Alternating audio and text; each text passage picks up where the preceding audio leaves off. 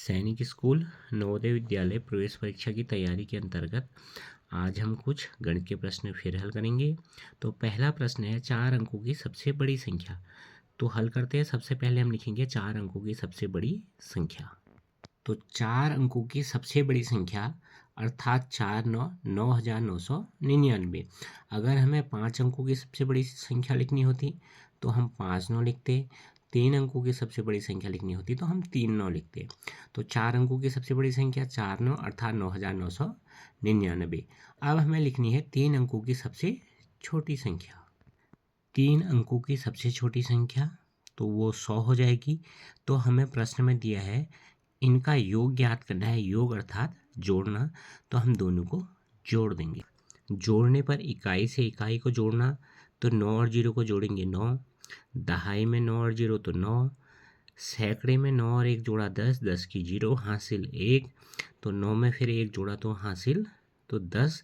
तो हमारा आंसर हुआ 10,099। तो देखते हैं कौन सा विकल्प सही है। तो विकल्प संख्या 3 10,099 इसका सही उत्तर है। चलते हैं अगले प्रश्न में। अगला प्रश्न है 0 2 5 3 तथा 1 अंकों का प्रयोग करके बनने वाली 5 अंकों की सबसे बड़ी तथा सबसे छोटी संख्या का अंतर है। पहले प्रश्न में हमने योग ज्ञात किया। योग अर्थात जोड़ना। तो दूसरे प्रश्न में अंतर ज्ञात करना है। अंतर अर्थात घटाना। तो आइए प्रश्न को करते हैं हल। प्रश्न में जो हमें अंक दिए हैं वो अंक दिए हैं 0 2 5 3 और 1। तो इससे हमें 5 अंकों की सबसे बड़ी संख्या भी बनानी है और छोटी संख्या भी। तो सबसे पहले आइए हम बनाते हैं बड़ी संख्या। 5 अंक की बड़ी संख्या बनानी है। तो जब हमें अंकों के प्रयोग से संख्या बनानी होती है तो बड़ी संख्या बनाते हुए हम करते हैं अंकों को अर्थात सबसे बड़े अंक को सबसे पहले लिखते हैं और अंकों को अवरोही क्रम में लिखते हैं और अंत में 0 लिखते हैं। यानी सबसे बड़ा अंक सबसे पहले अर्थात सबसे पहले 5, फिर 3, फिर 2, फिर 1 और सबके अंत में 0। तो ये संख्या हम बनाते हैं यानी हम लिखते हैं। बड़ी संख्या अर्थात अंकों को अवरोही क्रम में लिखना है। तो अवरोही क्रम में लिखने पर हमें प्राप्त होगा 5 3 2 1 0। तो हमारी जो संख्या बनी वो बनी 53,210। अब बनाते हैं छोटी संख्या। छोटी संख्या बनाने के लिए हमें ध्यान में रखना है कि हमें शून्य के अलावा जो सबसे छोटा अंक है उसे सबसे पहले लिखना है। अगर हम शून्य को पहले लिखेंगे तो हमारा उत्तर गलत होगा।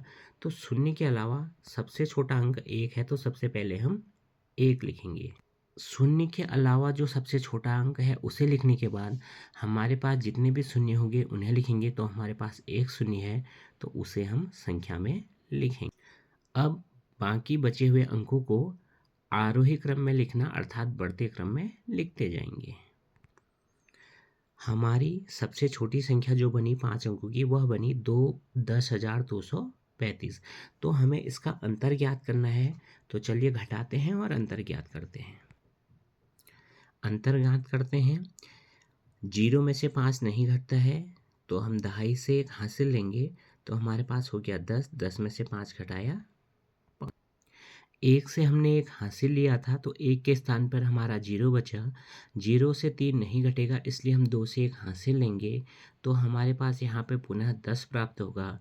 10 में से हम 3 घटाएंगे तो हमें प्राप्त होगा 7। अब 2 से हमने 1 हासिल लिया था तो 2 के स्थान पे बचा 1। 1 से 2 नहीं घटेगा इसलिए हम 3 से 1 इधर हासिल लेंगे तो हमारे पास हो जाएगा 11। 11 में से 2 हटाएंगे तो हमें प्राप्त होगा 9। 3 से हम 1 इधर 2 के लिए ले चुके थे तो 3 के स्थान पे हमारा बचेगा 2। 2 में से हम 0 घटाएंगे तो 2 ही आएगा और 5 में से 1 घटाएंगे तो 4। तो हमारा जो आंसर बना वह अंतर बना 42,975। आइए देखते हैं प्रश्न का कौन सा विकल्प सही है। 42,975 विकल्प संख्या 4 इस प्रश्न का सही उत्तर है। तीसरा प्रश्न है, नीचे दी गई संख्याओं में से कौन सी संख्या 3 से विभाज्य है। आइए इस प्रश्न को हल करते हैं। इस प्रश्न के लिए हमें 3 से विभाजन का नियम पता होना चाहिए। तो 3 से विभाजन का नियम कहता है, यदि किसी संख्या के अंकों